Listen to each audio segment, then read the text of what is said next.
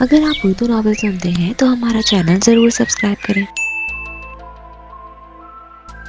مبین منزل کے بالائی فلور پر ایک کمرے کی کھڑکی لان میں کھلتی تھی۔ وہ کمرہ کسی زمانے میں گیسٹ روم ہوتا تھا۔ برسوں پہلے کشمالہ نے وہاں سے بیڈ اور صوفے نکلوا کے اسے اپنا پینٹنگ اسٹوڈیو بنا لیا تھا۔ پھر وہ اسلام آباد چلی گئی تو یہ کمرہ بند ہی رہ گیا۔ کام والی صفائی روزانہ کر دیتی تھی، لیکن جب سے ماں نے سیڑھیاں چڑھنا ترک کیا تھا، اوپر کی صفائی بھی واجبی ہوتی تھی۔ اس روز کشمالہ جیسے ہی اندر گئی، گرد کی بدبو اس کی نتنوں میں گھسی۔ کمرہ خالی خالی سا تھا۔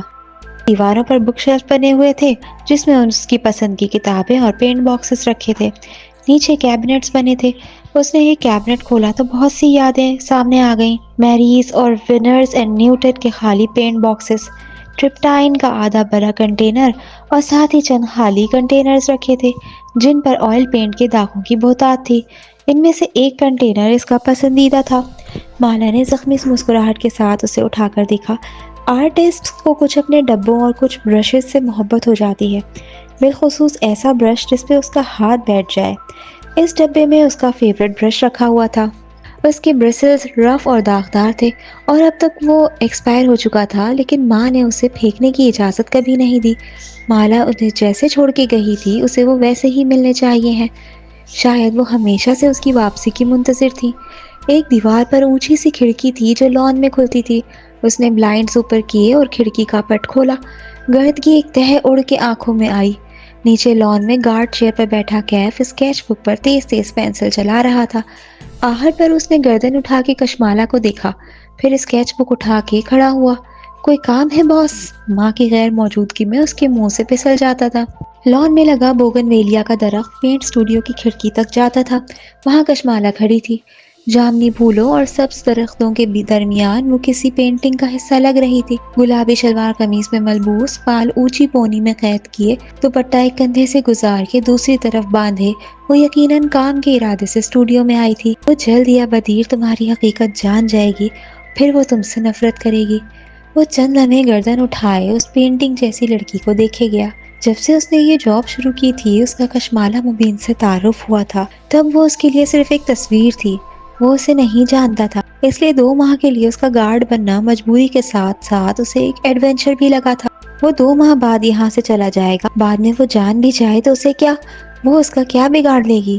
کچھ دن بعد وہ اپنی زندگی میں مصروف ہو کے اس لڑکی کو بھول جائے گا، اور اب وہ سوچ اسے ایک مذاق لگتی تھی۔ وہ کیسے اس لڑکی کو، اس کے گھر کو اور اس کے پودوں کو بھول پائے گا؟ تم اوپر آؤ اور سلیم کو بھی بلا لاؤ، وہ اوپر کھڑی کہہ رہی تھی۔ کیف چونکا۔ آج ہم نے اسٹوڈیو کو صاف کرنا ہے۔ وہ پرجوش نظر آتی تھی۔ یہ طے تھا کہ اسے ماں کے ساتھ رہنا تھا، مگر اس کا مطلب یہ نہیں تھا کہ وہ گھر میں بیکار بیٹھے گی۔ اسے بیکار بیٹھنے کی عادت نہ تھی اور نہ ہی اس کو شوق تھا۔ اس کے ذہن نے ایک نئے پلان پہ کام شروع کر دیا تھا، اور ورک فرام ہوم کا پہلا اصول یہی ہے کہ گھر کا ایک کونا اپنے کام کے لیے مختص کرے، اور کوئی انسان گھر سے کام تب تک نہیں کر سکتا جب تک اس کے پاس ورکنگ اسپیس نہ ہو۔ اس کا سامان اسلام آباد سے آ گیا تھا، پیکرز نے سب کچھ پیک کر کے لاہور پہنچا دیا تھا، اور اب اسے یہاں سب چیزوں کو سیٹ کرنا تھا۔ تھوڑی دیر بعد سلیم اور کیف اس کے ساتھ اسٹوڈیو میں کھڑے کام کروا رہے تھے۔ کیف کتابیں نکال کے رکھ رہا تھا اور سلیم ان کو کارٹن میں ڈال رہا تھا تاکہ باہر لے جا کر انہیں جھاڑے۔ چند ہی منٹ میں وہ تینوں مٹی مٹی ہو گئے تھے۔ سلیم تو بس ایسے ہی شروع ہو گیا تھا، البتہ کیف نے دستانوں اور ماسک کے ساتھ کام شروع کیا تھا، اور وہ بار بار مٹی کی وجہ سے ناک بھوں بھی چڑھاتا تھا۔ نخرے تو دیکھو باس، ایک بات پوچھوں؟ نہیں، کام پہ دھیان دو، بات تو سنیں۔ تم پہلے میری بات سنو۔ وہ دونوں ہاتھ پہلوؤں پہ رکھے اس کی طرف گھومی۔ تم اپنا بزنس پلان بنا رہے ہو یا نہیں؟ بنا لوں گا، 1.5 ماہ ہے میرے پاس۔ میں جب دیکھتی ہوں تم اسکیچ بک لیے موٹر بائکس بنا رہے ہوتے ہو، میں اسکیچنگ کر کے فریش ہو جاتا ہوں، اسٹریس ریلیف۔ وہ کتابوں کی مٹی جھاڑتے ہوئے کہہ رہا تھا۔ کشمالہ خفگی سے اسے دیکھ رہی تھی۔ تم نے سنا نہیں ہے کہ مرد کی سب سے بڑی بدصورتی اس کی خالی جیب ہوتی ہے؟ یار، یہ کیا آپ لوگوں نے اسٹینڈرڈ سیٹ کر لیے ہیں کہ 30 کی عمر تک پہنچنے سے پہلے کیریئر سیٹ ہو جانا چاہیے؟ ہر بندے کا نہیں ہو سکتا۔ وہ جھنجھلا گیا۔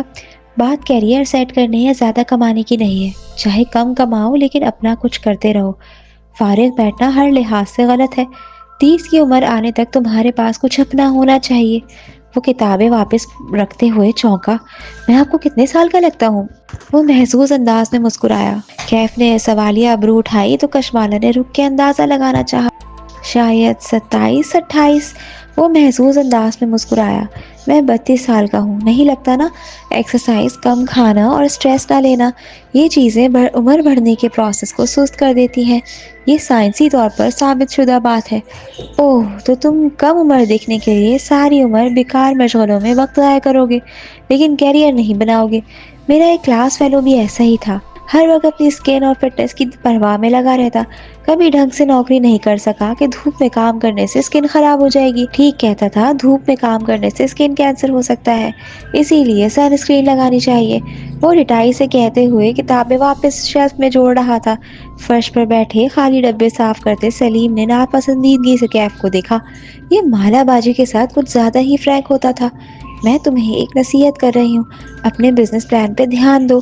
32 سال کی عمر میں بھی اگر تمہارے پاس کوئی پلان نہیں ہے تو یہ کوئی اچھی بات نہیں ہے۔ سوچو تمہارا مینٹور کیا سوچے گا کہ تم اسے اپنا پلان دکھانے میں اگر ناکام ہو گئے۔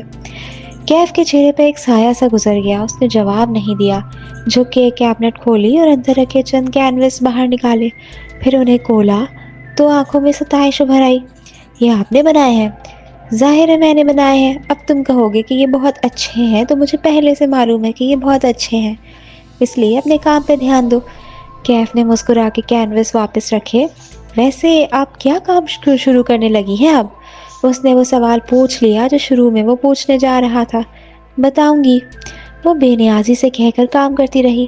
کیف نے چند لمحے اس کے جواب کا انتظار کیا، پھر اسے احساس ہوا کہ کیف جمال ایک ناکام انٹرپرینیور ہے اور کشمالہ مبین ایک کامیاب انسان۔ وہ ایک ناکام انسان سے کبھی رائے نہیں لے گی۔ اس نے ایک گہری سانس خارج کی اور اوپری خانوں سے چیزیں نکالنے لگا۔ وہ ان دونوں سے لمبا تھا، اسی لیے اوپر والے خانوں کی صفائی صرف وہی کر سکتا تھا۔ شیلف کے سب سے اوپری خانے سے اس نے کتابیں نکالی تو کچھ فرش پہ گرا۔ وہ چونکا، کتابیں ایک طرف رکھی، پنجوں کے بل نیچے جھکا۔ وہ ایک تہہ شدہ کاغذ تھا۔ کیف نے ہلکی سی گردن موڑ کے ان دونوں کو دیکھا۔ ان کی اس طرف پشت تھی، کسی نے وہ کاغذ گرتے نہیں دیکھا تھا۔ کیف نے دھڑکتے دل کے ساتھ اس کی تہیں کھولی۔ اندر لکھی تحریر کو وہ ایک ہی نظر میں پہچان گیا تھا۔ اس نے نامحسوس انداز میں کاغذ جیب میں رکھ لیا اور واپس کام کرنے لگا۔ شام تک وہ تینوں مل کے اس اسٹوڈیو کو چمکا چکے تھے۔